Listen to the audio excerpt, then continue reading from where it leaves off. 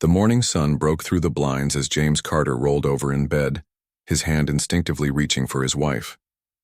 Maria was already awake, one hand resting on her rounded belly, the other holding her phone as she scrolled through baby names. "Good morning," she whispered, leaning over to kiss his forehead. "Your son has been kicking for the last hour." James smiled and placed his hand next to hers. "Could be a daughter, you know." The gentle movement beneath his palm still amazed him every time. 8 months into the pregnancy, and he still couldn't believe he was going to be a father. "2 more weeks until we find out," Maria said, her eyes crinkling at the corners. At 34, they had waited longer than most of their friends to start a family. The timing had never been right before, not during his 10 years as a Navy SEAL, not during the difficult transition back to civilian life 3 years ago. James swung his legs over the side of the bed and stretched, the old bullet wound in his shoulder pulling tight. "Your parents are expecting us by 11, right?" Maria nodded, setting down her phone to slowly push herself up. "Mom's making that stew you like, and Dad wants to show you the crib he finished." Her father, a retired carpenter, had insisted on making the baby's crib by hand, a family tradition going back generations. The drive to her parents' home in the countryside took just under an hour. As they traveled, James kept one hand on the wheel and the other intertwined with Maria's fingers. The radio played softly in the background, some pop song that Maria hummed along to. These quiet moments were what he had dreamed about during his deployments. Simple peace. The woman he loved beside him, a future stretching out ahead. "You're thinking too hard again," Maria said. Giving his hand a squeeze, James chuckled. "Just grateful. For what?" "This, all of it," he gestured between them. "There were times overseas when I didn't think I'd make it back. Now look at us." Maria's smile was soft. "Well, someone up there must have known I needed you." The visit with her parents went as it always did, her father talking James's ear off about woodworking while her mother fussed over Maria, making sure she ate enough and stayed off her feet. By late afternoon, the trunk was loaded with more baby clothes, homemade frozen meals, and the beautiful oak crib that would soon hold their child. "We should head back," James said, checking his watch. "That storm they mentioned on the radio is supposed to roll in tonight." Maria hugged her parents one last time before easing herself into the passenger seat. As they drove away, she waved until the little farmhouse disappeared from view. They were about halfway home when Maria put a hand on James's arm. "Can we stop for gas? And maybe some ice cream?" She gave him a sheepish look. "The baby wants chocolate." "The baby, huh?" James teased, but he was already signaling to take the next exit. His wife's ice cream cravings had been constant throughout the pregnancy, and he never minded the detours. The gas station was one of those combination convenience store and fast food places just off the highway. Bright lights, a few tired travelers, and a bored-looking teenager behind the counter. James pulled up to a pump near the front of the store. "I'll get gas and then grab your ice cream. Chocolate fudge brownie, right?" Maria nodded, her eyes lighting up. "And maybe some of those sour candy things." "The baby likes those too," James laughed. "Whatever the baby wants." He kissed her cheek before getting out of the car. The air had that heavy feeling that comes before a storm, thick and electric. James glanced at the darkening sky as he started pumping gas. A few fat raindrops hit the pavement around him. Great timing. They'd be home before the worst of it hit. The pump clicked off at $40 even. James replaced the nozzle and screwed the gas cap back on, then headed into the store to pay and get Maria's treats. Inside, the fluorescent lights hummed overhead, making everything look slightly unnatural. A small line had formed at the register. A woman buying lottery tickets, a truck driver paying for coffee, an older man counting out change for cigarettes. James grabbed a pint of ice cream from the freezer case and a bag of the sour candies Maria liked. He added a bottle of water and got in line, checking his phone while he waited. His buddy Ryan from the SEALs had sent him a message about meeting up next weekend. He was typing a reply when the sound of motorcycles rumbling into the parking lot made him look up. Through the store's glass front, he could see 3 bikes pulling in, big, flashy choppers with high handlebars and custom paint jobs. The riders were all men, wearing leather vests with patches that James recognized from his security consulting work. The Iron Wolves, a gang known for drug running and violence throughout the state. Not the kind of people you wanted trouble with. The line moved forward and James put his phone away, keeping one eye on the bikers as they dismounted. Something about their movements, too jerky, too aggressive, told him they were high on something. One of them, a tall man with a shaved head and a thick beard, stumbled slightly as he took off his helmet. James felt the old familiar tension creep into his shoulders, the heightened awareness that had kept him alive in war zones. He paid for his items quickly, nodding to the cashier. "That all for you today?" the young man asked, barely looking up from the register. "Yeah, that's it." James handed over 2 20s, willing the transaction to go faster.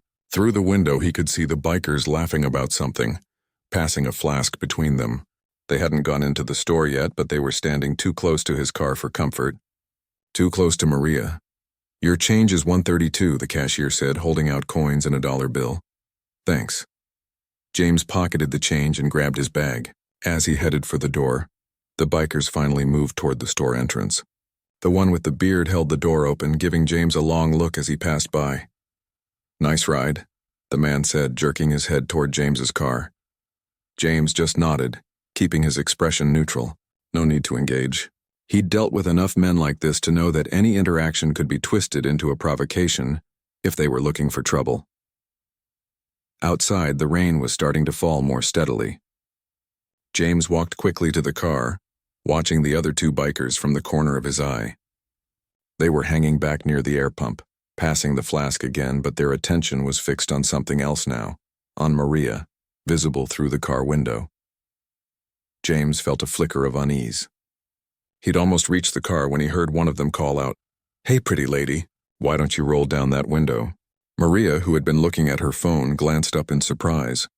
Her eyes found James's, a silent question in them. He gave a small shake of his head as he reached for the driver's side door. That's when things started to go wrong. The bearded biker, who had just exited the store, shouted something to his friends. James couldn't make out the words over the increasing patter of rain, but the tone was enough, angry, aggressive. The men by the air pump started moving toward the car. James slid into the driver's seat, setting the bag on the center console. "Let's go," he said quietly, starting the engine. "What's happening?" Maria asked, her hand instinctively going to her stomach. "Nothing, just some guys looking for trouble." James put the car in reverse, but before he could back out, one of the bikers slapped his hand on the hood. "Leaving so soon?" the man called, his words slightly slurred. He was younger than the others, with a patchy goatee and bloodshot eyes. "We just wanted to talk to your lady friend." James felt his jaw tighten. His mind was already running through options. De-escalate, avoid confrontation, protect Maria and the baby. It had been years since he'd been in a real fight, but his body remembered the training. "Not interested," James called through the closed window. He eased the car backward, forcing the man to step away from the hood. For a moment it seemed like that would be the end of it. Then the bearded leader approached, something in his hand catching the fluorescent glow from the store. The other bikers backed away slightly, their expressions changing from drunk aggression to something more uncertain. James recognized the glint of metal too late. "Get down," he shouted to Maria, reaching across to push her head below the dashboard. The first shot shattered the passenger window. The second followed immediately after. Glass exploded inward as Maria screamed, and James threw the car into reverse, slamming on the accelerator. The tires squealed against wet pavement as they shot backward away from the bikers. The bearded man stood frozen for a second, as if surprised by his own actions. Then all 3 scrambled for their motorcycles. "Maria!" James looked over frantically. She was huddled down as he'd told her, arms wrapped protectively around her belly. But there was blood, too much blood, soaking through the sleeve of her sweater. "I'm hit," she gasped, her face pale with shock. "James, the baby." He could see the bikers mounting their motorcycles, preparing to flee. In that split second, James committed their faces to memory. The bearded leader, the young one with the goatee, the third with a distinctive scar across his cheek. He memorized the bikes, too. Makes, models, license plates only partially visible. But Maria was his priority now. He grabbed his phone and dialed 911 with one hand, while using the other to apply pressure to her wound. "Gunshot victim at the Shell station off exit 43, he told the dispatcher, his voice deadly calm. The same tone he'd used reporting casualties in combat. 8 months pregnant female shot in the upper arm. Heavy bleeding. Tell them to hurry." As sirens wailed in the distance mixing with the rumble of thunder, James held his wife and whispered promises that everything would be okay. But behind his steady exterior, something cold and determined was taking shape. A part of himself he thought he'd left behind when he hung up his uniform. These men had no idea who they'd just crossed. The next few minutes blurred together. For James, as he held pressure on Maria's wound, the rain fell harder now, drops hammering against the car roof like bullets. Maria's face had gone ashen, her breathing quick and shallow. "Stay with me," he said, pressing his wadded-up jacket against her arm. "Help is coming. Just keep your eyes open." "The baby," she whispered again, both hands clutching her stomach. "James, I can't feel the baby moving." A cold fear gripped him then, worse than anything he'd felt in combat. In war, he'd only been responsible for himself and his team, men trained to face danger. But Maria, their unborn child, they were innocent. They were everything. Red and blue lights cut through the rain-streaked windows as the first police car pulled into the gas station, followed closely by an ambulance. James had never been so glad to see flashing lights in his life.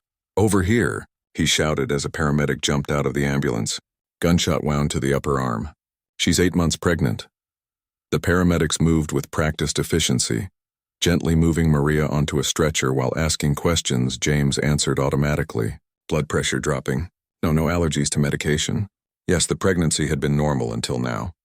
No, he didn't know what caliber the gun was. A police officer approached as they loaded Maria into the ambulance. "Sir, we need to know what happened," the officer said. He was young, maybe mid-20s, with a serious expression that seemed at odds with his boyish face. "3 men on motorcycles," James replied, his eyes never leaving Maria. "They harassed my wife. Then one of them pulled a gun and fired through the window. They took off heading east on the highway." "Can you describe them?" James gave a quick, detailed description of each man, right down to the patches on their vests. "Iron Wolves MC. The shooter was about 6'2", 220 pounds, shaved head, full beard. Second guy was younger, maybe 25, thin build, patchy goatee, track marks on his arms. Third had a scar from his right eye to his jaw." The officer looked impressed at the level of detail. "You got all that in the middle of a shooting?" "I'm a former Navy SEAL," James said, already moving toward the ambulance. "I was trained to notice details. Now I need to go with my wife." The officer nodded. "We'll need a formal statement later. Go." The ride to the hospital was the longest 10 minutes of James's life. Maria was hooked up to monitors that beeped with worrying irregularity. The paramedics worked over her, starting an IV, checking her blood pressure, placing monitors on her belly to track the baby's heartbeat. "BP's dropping," one of them said. 90/60. "Fetal heart rate is decreasing," said the other. "Call it in. We need an OR prepped and ready." James held Maria's good hand, careful not to disturb the IV. Her eyes fluttered open, finding his face. "If something happens," she started, her voice barely audible above the ambulance siren. "Nothing's going to happen," James cut in. "You're both going to be fine." Maria's grip on his hand tightened. "If something happens, save the baby first. Promise me." James felt his throat close up. In 10 years of special operations, he'd faced death countless times without flinching. But this, the thought of losing either of them, was unbearable. "You're both going to make it," he repeated, pressing his lips to her hand. "I promise." At the hospital, things moved even faster. Maria was wheeled away immediately, doctors and nurses swarming around her stretcher as they pushed through double doors marked "Authorized Personnel Only." A nurse directed James to a waiting area, promising to update him as soon as possible. Left alone, the adrenaline that had carried him through the last hour began to fade, leaving him shaking. He sank into a chair, head in his hands, and did something he hadn't done since he was a child. He prayed. 20 minutes later, a doctor in surgical scrubs approached. James was on his feet instantly. "Mr. Carter?" "I'm Dr. Wilson, head of obstetrics." "How are they?" James asked, searching the doctor's face for clues. "Your wife is being prepped for surgery right now," Dr. Wilson said. The bullet passed through her upper arm, causing significant blood loss but missing major arteries. However, she's experiencing placental abruption. The placenta is separating from the uterine wall, likely due to the trauma and stress of the shooting. "What does that mean for the baby?" "It means we need to perform an emergency C-section. At 34 weeks, your child has an excellent chance of survival, but we need to move quickly." The blood loss and dropping pressure are putting stress on both of them. James nodded, trying to process everything. Can I see her before the surgery? Very briefly. They're almost ready to begin. James followed Dr. Wilson through the maze of hospital corridors to a pre-op area. Maria lay on a table surrounded by machines and medical staff. Her face was partially obscured by an oxygen mask, but her eyes found his immediately. He approached, taking her hand carefully around the IV lines and monitors. "Hey, beautiful," he said, forcing a smile. "Doctors say you and the little one are going to be just fine." A tear slipped down Maria's cheek. She pulled the oxygen mask aside for a moment. "If it's a boy," she whispered, "name him after your father. And if it's a girl, after your mother," James finished. It was what they'd planned all along, but hearing her say it now made his chest ache. "I'll be right here waiting for both of you." "I love you." A nurse touched his arm. "We need to take her now." James bent down and kissed Maria's forehead. "You're the strongest person I know. You've got this." As they wheeled her away, James was shown to another waiting area. A police officer, different from the one at the gas station, was already there. "Mr. Carter?" "Officer Perez. I understand this isn't a good time, but we need your statement while the details are fresh." James nodded, grateful for something to focus on besides the surgery happening behind those closed doors. "Tell me you found them." Officer Perez shook her head. "Not yet, but we've got patrols looking.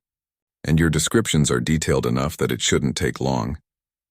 For the next hour, James recounted everything: the bikers' arrival, their behavior, the shooting, the escape.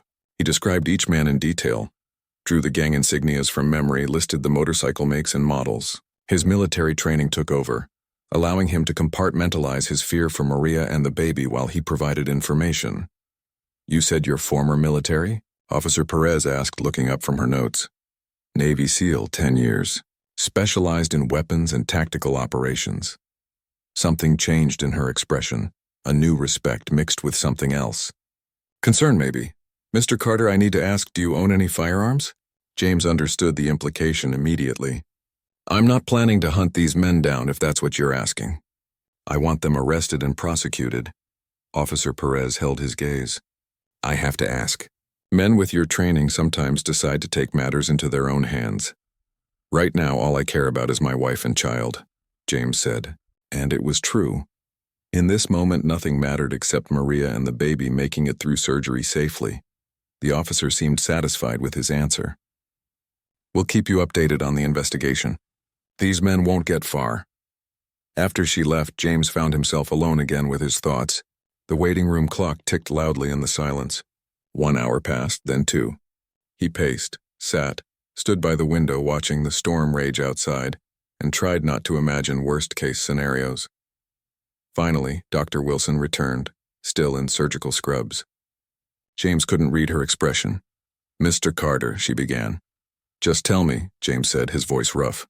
"Your wife is in recovery. The surgery was complicated by the blood loss, but we've stabilized her. The bullet wound required extensive repair, but with physical therapy, she should regain full use of her arm." James felt his knees weaken with relief. "And the baby?" "Here," Dr. Wilson smiled. "You have a daughter. 4 pounds 9 ounces. Her lungs are a bit underdeveloped, which is common for premature births, so she's on a ventilator in the NICU. But she's strong, fighting hard. A daughter." James had a daughter. "When can I see them?" "Your wife will be unconscious for several more hours, but I can take you to see your daughter now if you'd like." James nodded, not trusting himself to speak. The neonatal intensive care unit was quiet except for the soft beeping of monitors and the hum of equipment. Dr. Wilson led him to a small incubator where a tiny figure lay surrounded by tubes and wires, so small, impossibly small, with a dusting of dark hair like Maria's. "Here she is," the doctor said softly. James placed his hand against the clear plastic of the incubator, as close as he could get to touching his daughter. She was beautiful and fragile and perfect, and she was fighting for her life because of what those men had done. In that moment, something shifted inside him. The cold, determined feeling that had begun at the gas station crystallized into absolute resolve. He would be here for Maria and their dog. He would help them heal, but when they were safe, when they were stable, he would make sure those men faced justice. Not as a vigilante seeking revenge, but as a father and husband who would use every skill, every contact, every resource at his disposal to make sure they were found and prosecuted to the fullest extent of the law. "Sir?" A nurse approached hesitantly. "We need a name for the baby's records." James looked at his daughter, thinking of Maria's words before surgery. His mother's name had been Grace, a woman of remarkable strength who had raised him alone after his father died. "Grace," he said quietly.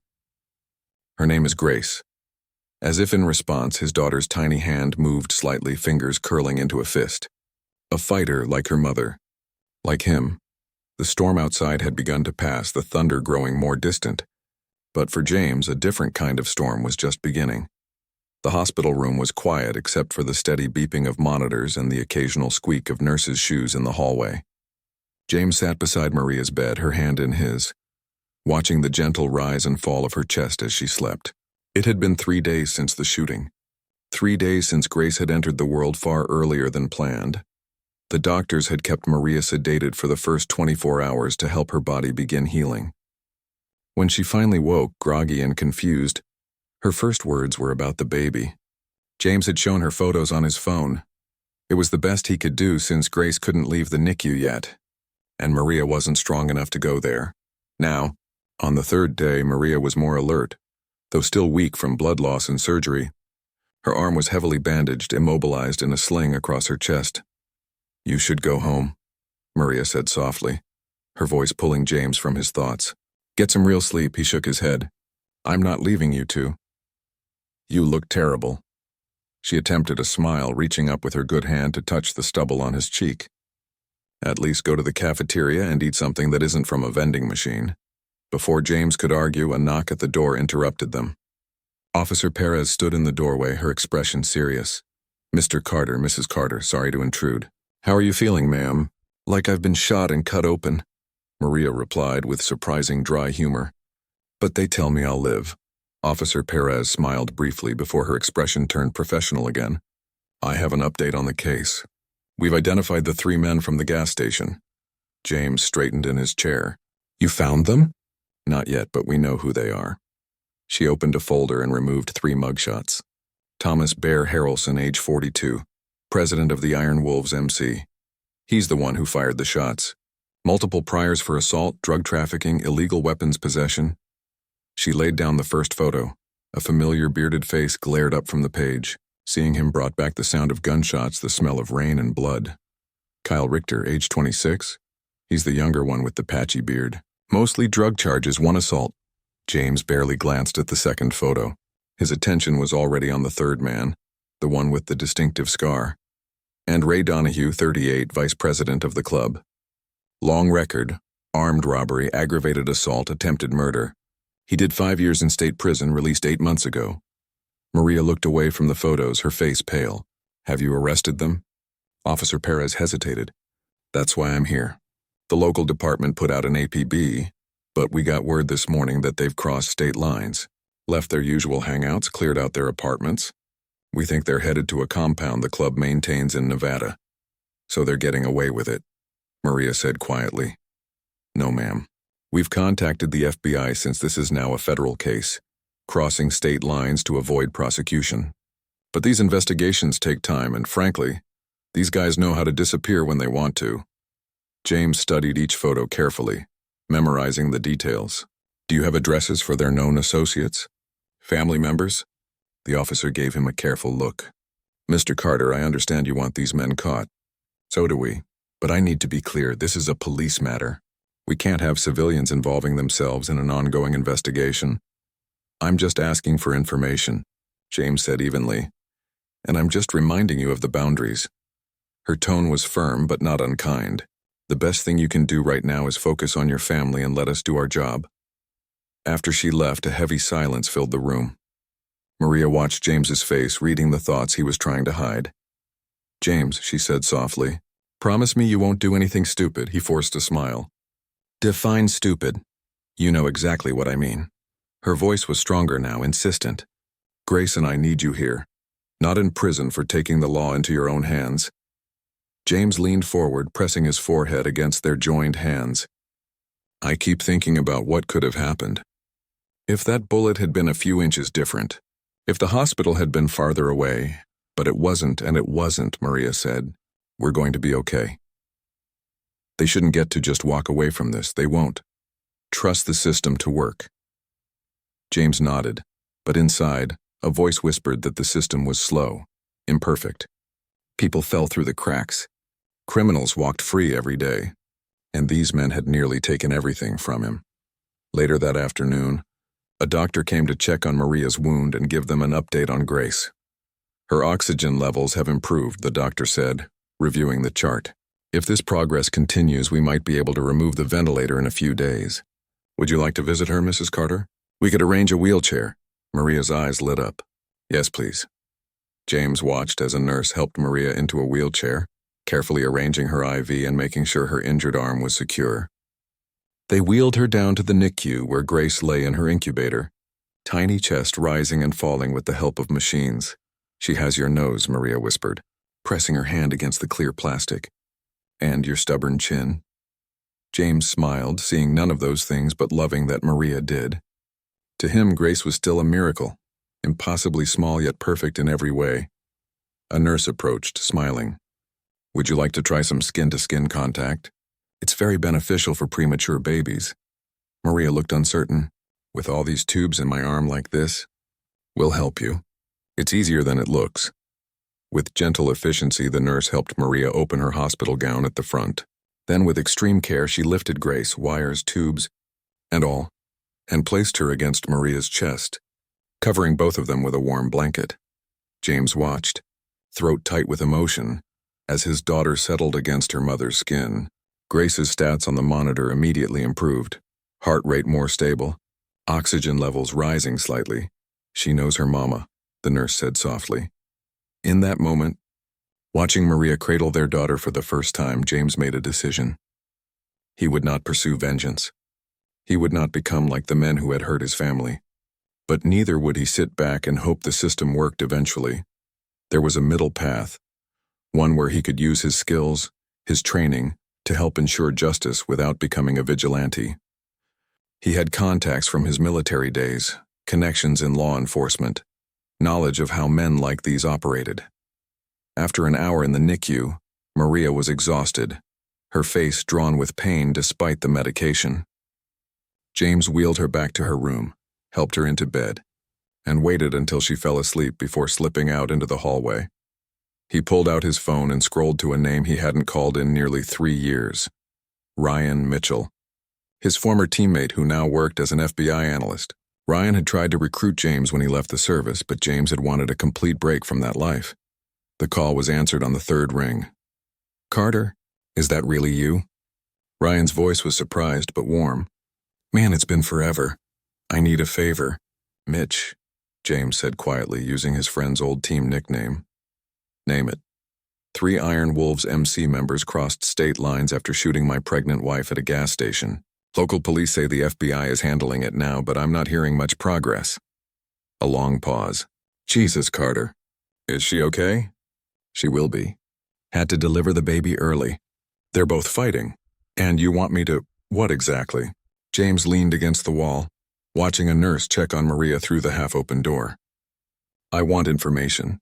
Where these guys might be hiding. Who's protecting them? I'm not asking you to break any laws or compromise any investigations, but you're not just going to sit on this information if I give it to you. I'm not going to kill anyone, if that's what you're asking, but I'm not going to sit on my hands while these guys possibly slip away either. Another long silence. Then send me what you have so far. Names, descriptions, last known locations. Let me see what I can find out. Officially. Thanks, Mitch. Carter. Ryan's voice turned serious. Don't do anything stupid. You've got a family that needs you now. It was the 2nd time today someone had warned him against doing something stupid. James looked through the doorway at Maria sleeping. Thought of Grace fighting for each breath in the NICU. I won't, but I won't do nothing either. After hanging up, James sent Ryan all the information he had gathered, the mugshots Officer Perez had shown them, the details about the men's criminal histories, the name of the compound in Nevada. Then he went back into Maria's room and settled into the chair beside her bed. The next morning brought a visitor James hadn't expected. A tall, lean man in a crisp suit stood in the doorway, observing Maria's sleeping form with clinical interest. James recognized him immediately. Agent Phil Torres, FBI, someone he'd worked with briefly during a joint military-federal operation years ago. "Carter," Torres said with a nod. "Been a while." James stood, keeping his voice low to avoid waking Maria. "Torres, let me guess, Ryan called you. Said you might need some help with a personal matter." Torres gestured toward the hallway. "Got a minute?" In the corridor, Torres handed James a coffee from the hospital cafeteria. "Ryan filled me in. I'm sorry about your wife and daughter." "Thanks." James sipped the coffee, waiting for whatever came next. "I'm heading the investigation into the Iron Wolves. These 3 men who attacked your family, they're part of a larger case we've been building for months. Drug trafficking, weapons, money laundering, and now attempted murder," James added. Torres nodded. "Which actually helps our case considerably. Before this, we were mainly looking at RICO charges that would take years to put together. Now we have something immediate to move on." "So you're close to finding them?" "We have leads. Good ones." Torres studied James carefully. "Ryan seems to think you're planning to go after these guys yourself." James met his gaze evenly. "I'm planning to make sure they face justice." "And how exactly were you going to do that?" "I haven't figured out all the details yet," Torres sighed. "Look, Carter, I get it. If someone hurt my family, I'd want blood too. But you start poking around, you could compromise our entire investigation. Years of work, dozens of potential arrests, all at risk because you want personal satisfaction." "This isn't about satisfaction," James said, his voice tightening. "It's about making sure they don't walk away, making sure they can't hurt anyone else. Then work with us, not around us." Torres pulled a business card from his pocket. "I can keep you in the loop to a point. Give you updates when I have them. But in return, you stay on the sidelines, deal?" James took the card, turning it over in his fingers. It wasn't the answer he wanted, but it was probably the best he was going to get. For now. Deal. "But Torres, if these guys look like they're going to slip away, they won't." Torres's expression hardened. "I promise you that." As Torres walked away, James's phone buzzed with a text from Ryan. "Trust Torres. He's good. But keep that card handy, you might need it sooner than you think." 2 weeks passed. Maria was released from the hospital, her arm still in a sling but healing well. Grace remained in the NICU, growing stronger each day. She no longer needed the ventilator, and the doctors were optimistic about her progress. James drove Maria to the hospital every morning to spend time with their daughter, then back to their home in the evenings where Maria could rest. Their living room had become a makeshift bedroom since Maria couldn't climb the stairs easily yet. Each night, James slept on the couch beside her hospital bed, waking at the slightest sound she made. During the day, friends and family visited, bringing meals and offering help. Maria's parents practically moved in, her father fixing things around the house while her mother cooked and cleaned. On the surface, they were coping. Beneath, James grew more restless each day. Agent Torres called twice a week with updates, but there was little concrete progress. The Iron Wolves had gone deeper underground than expected. The Nevada compound had been abandoned by the time the FBI arrived. Clearly, someone had tipped them off. New leads were developing slowly, Torres assured him. These men wouldn't be able to hide forever. But forever wasn't good enough for James. Each day that passed was another day these men remained free, another day they might hurt someone else. Late one evening, after Maria had fallen asleep, James sat at the kitchen table with his laptop open. He'd been gathering information systematically, everything he could find about the Iron Wolves, their known associates, their typical hideouts.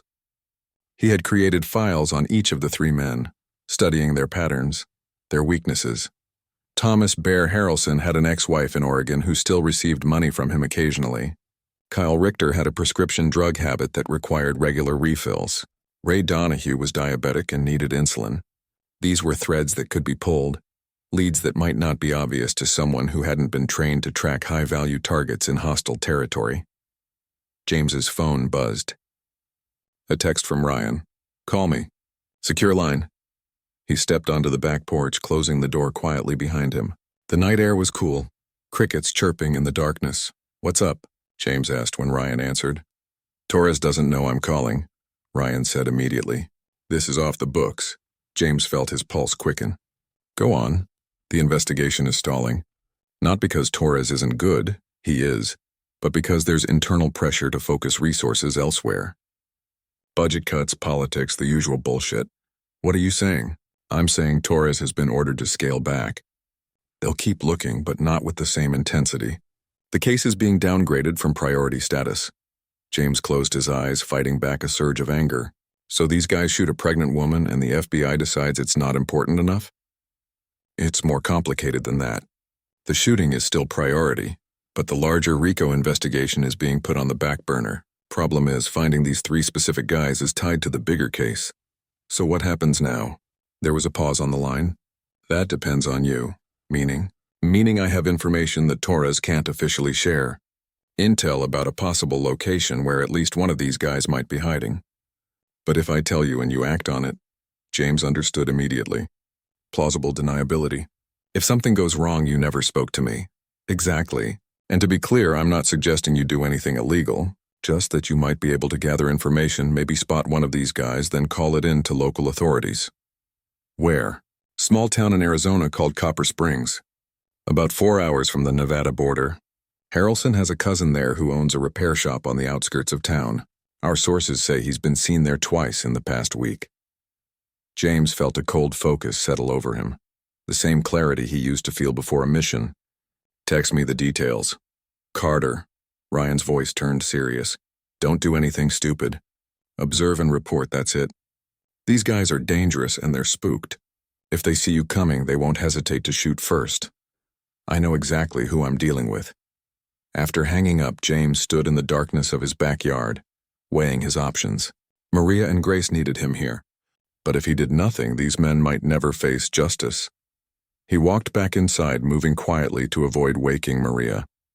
In their bedroom upstairs, he opened the closet safe and removed a small case.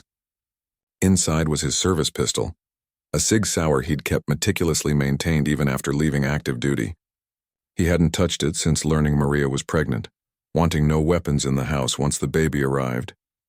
James held the gun, feeling its familiar weight. Then he put it back in the safe and locked it. No, if he did this, he would do it right. Gathering intelligence, not seeking confrontation. He wasn't looking for revenge. He was looking for justice. The next morning, as Maria ate breakfast, James broached the subject carefully. I need to go away for a few days, he said. 3, maybe 4 at most. Maria looked up sharply. Why? He had prepared for this, knowing she would see through any complete lie. A partial truth was better. An old teammate from my SEAL days is having some trouble. He asked for my help. It's nothing dangerous, just personal. Maria studied his face. This is about the men who shot me, isn't it? James hesitated. Maria, don't lie to me.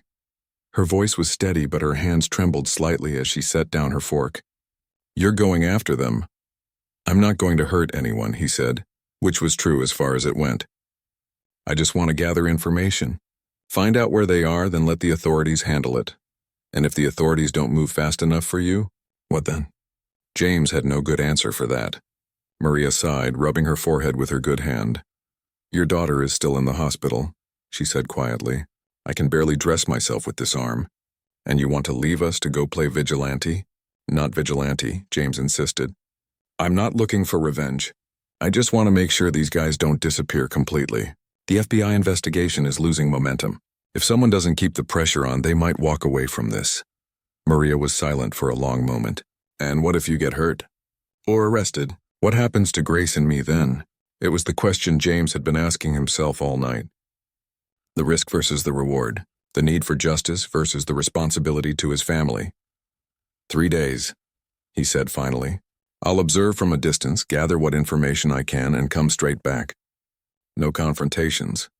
No heroics. I promise. Maria looked away, blinking back tears. I can't stop you, can I? If you ask me to stay, I'll stay. She met his eyes again. Would you, really? James thought about the men who had shot his wife without hesitation, who had nearly killed his child before she ever took her first breath. Men who were still free while his family suffered. I don't know, he admitted. I want to say yes, but... Maria reached across the table and took his hand. 3 days. You call me morning and night. And James? Her grip tightened. If you break your promise about no confrontations, I swear I will never. Forgive you. 2 days later, James pulled into Copper Springs, Arizona. It was a small desert town, the kind of place where strangers were noticed. He'd planned for that, crafting a simple cover story about being a long-haul trucker on a few days' break, looking to get some maintenance done on his personal vehicle. The repair shop owned by Harrelson's cousin was easy to find, Johnson's Auto on the eastern edge of town. James drove past it slowly, noting the layout, the number of employees visible, the security cameras. Nothing too sophisticated. He parked at a diner across the street where he could watch the comings and goings while sipping coffee and pretending to read a newspaper. By evening, he'd seen no sign of Harrelson or the other two men. The cousin, a heavy-set man with a family resemblance to Harrelson, locked up the shop at 6 and headed to a bar down the street. James followed at a distance, taking a seat at the far end of the bar. The bartender, a woman in her 50s with tired eyes, brought him a beer he hadn't ordered. "From Pete over there," she said, nodding toward Harrelson's cousin. "Says he noticed you watching his shop today." James felt a flash of alarm. He'd been careful, or thought he had. "Small town," the bartender explained, seeing his expression.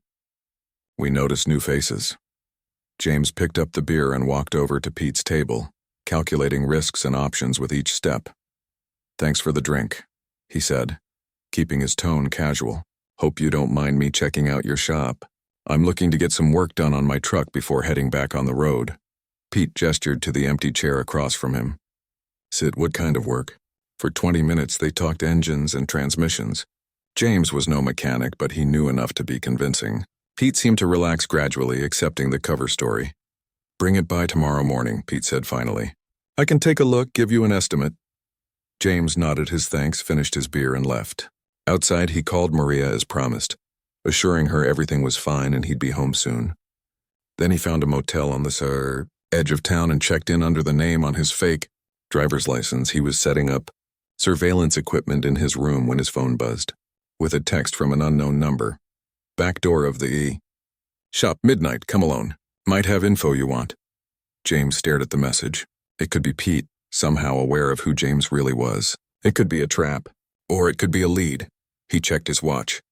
11:30, time enough to scout the area carefully before approaching. He wouldn't go in blind, wouldn't take unnecessary risks, but he also wouldn't miss this opportunity, possibly the only one he'd get.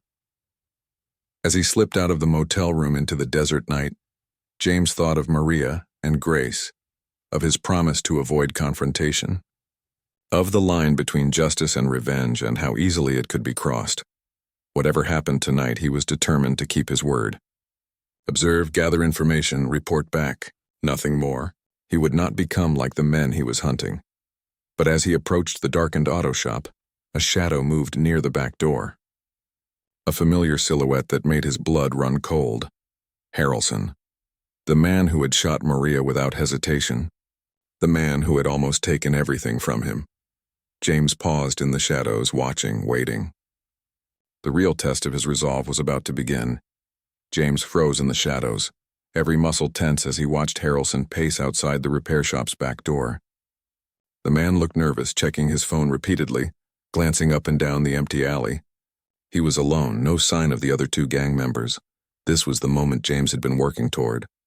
The man who had shot Maria, who had endangered Grace's life before she was even born, was just 30 yards away, unprotected, vulnerable. James's hand instinctively moved toward his waistband, where his gun would normally be holstered during an operation. But he'd left the weapon locked in his motel room safe, a deliberate choice to ensure he kept his promise to Maria. No confrontations. No heroics. Taking a slow, deep breath, James pulled out his phone instead. He needed to document Harrelson's presence here, then contact Torres. Let the FBI handle the arrest. As he raised the phone to take photos, a voice spoke from directly behind him. "I wouldn't do that if I were you." James spun around, cursing himself for being so focused on Harrelson that he'd missed someone approaching from behind. Ray Donahue, the man with the scar, stood there, a pistol held casually at his side. "You're not as subtle as you think, Navy boy," Donahue said quietly. "Pete made you the minute you drove into town. We've been watching you all day." James kept his face expressionless, mind racing through options. The alley was too open for him to make a move without getting shot.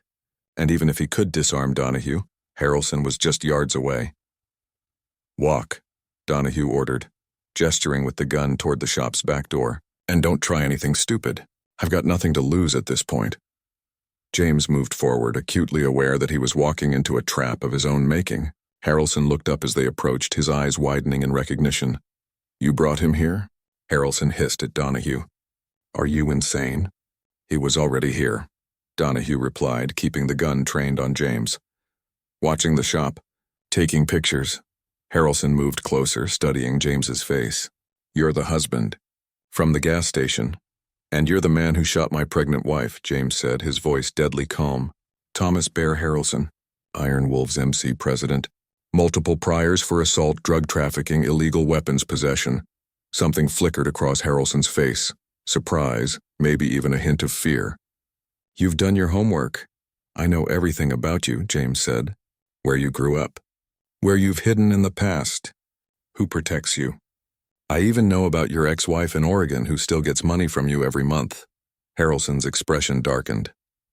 "Get him inside," he growled to Donahue, "before someone sees." The back door of the shop was unlocked. Donahue shoved James through it into a storage room cluttered with car parts and tools. Pete was there along with the third gang member, Kyle Richter, who was nervously pacing by a workbench. "What's the plan here?" Pete asked, looking uncomfortable. "This is getting way out of hand." "Shut up," Harrelson snapped. He turned to James. "You shouldn't have come looking for us." "The FBI knows I'm here," James said calmly. "If I don't check in within the hour, they'll come looking." Richter's pacing became more agitated. "See? This is what I've been saying. We need to get out of here. Head to Mexico like we planned." "Nobody's going anywhere until we figure this out," Harrelson said, but his voice lacked conviction.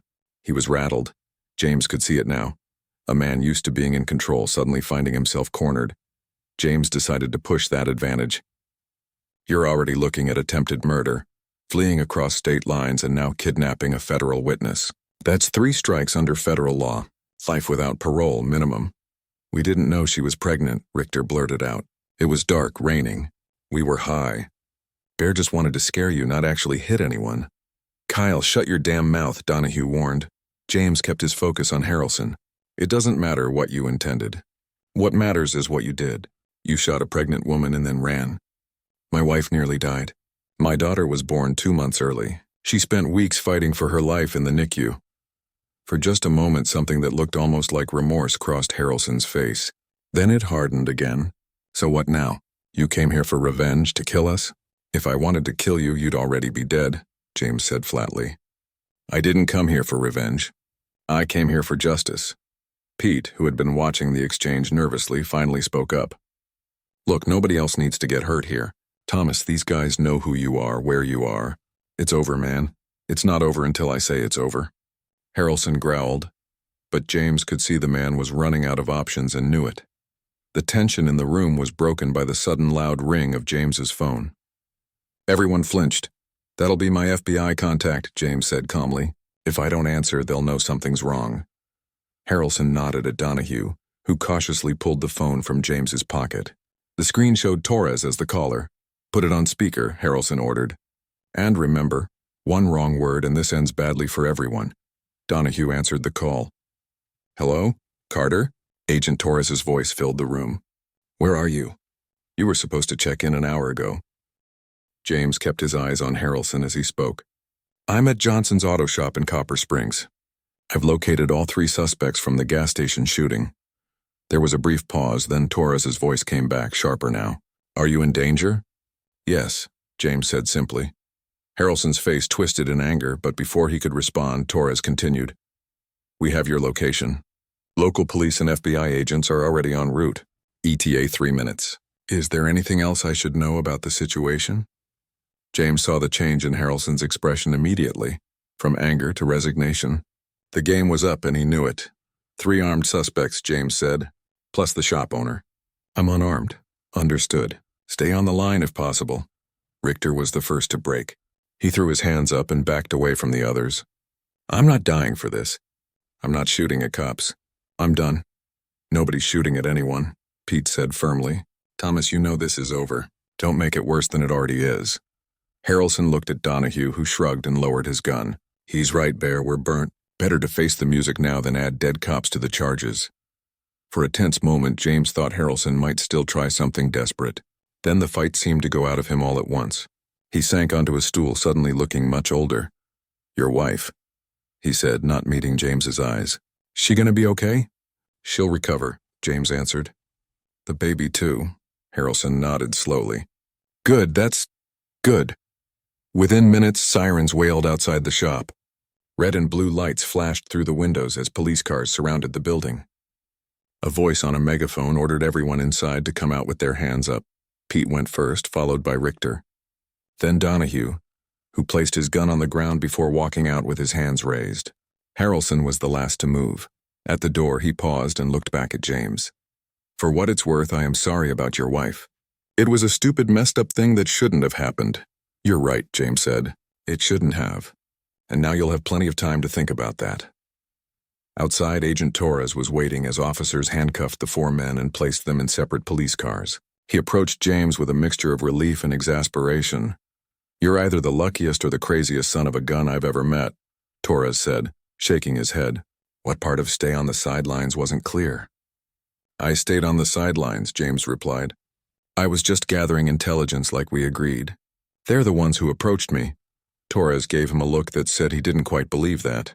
We'll need your full statement, of course, and you'll have to testify when this goes to trial, whatever it takes. Your information was good, Torres admitted. We might not have found them without it. The third guy, Richter, he's already offering to flip on the others, talking about drug operations, weapons stockpiles, everything. James nodded, watching as the police cars pulled away. So it's really over. It's really over, Torres confirmed. These guys are going away for a long time. Your wife and daughter got justice today. James felt a weight lift from his shoulders, a burden he'd been carrying since that rainy night at the gas station. I need to call Maria. Torres stepped away to give him privacy. James dialed, his heart racing as he waited for her to answer. James? Maria's voice was anxious. Are you okay? It's been hours since you last called. I'm okay, he assured her. Better than okay. They've been arrested, all 3 of them. It's over, Maria, really over. Her relief was audible. You're coming home? First thing tomorrow morning. How's Grace? The doctors say we might be able to bring her home next week. Maria's voice trembled slightly. She's so strong, James, like her father. Like her mother, he corrected gently. I'll see you both tomorrow. 3 days later, James sat beside Maria in the NICU, watching as she held Grace against her chest. Their daughter no longer needed any breathing assistance, and the feeding tube had been removed yesterday. She still looked tiny in Maria's arms, but her grip on James's finger was surprisingly strong. The prosecutor called this morning. James said quietly, all 3 men are pleading guilty to avoid federal charges. No trial needed. Harrelson's looking at 15 years minimum. Maria nodded, not taking her eyes off Grace. Good. That means we can put this behind us. Focus on the future. James watched his wife and daughter, feeling a profound sense of peace settle over him. He had come dangerously close to crossing a line in Arizona, to becoming something he wasn't, something he didn't want to be. But in the end, justice had been served the right way. The doctors say we can take her home on Friday, Maria continued, smiling down at Grace. Your parents sent another box of baby clothes, and my dad finished setting up the nursery yesterday. Friday sounds perfect, James said. He leaned over to kiss Maria's forehead, then gently stroked Grace's cheek with one finger. It's time for all of us to go home. 1 week later, they did exactly that.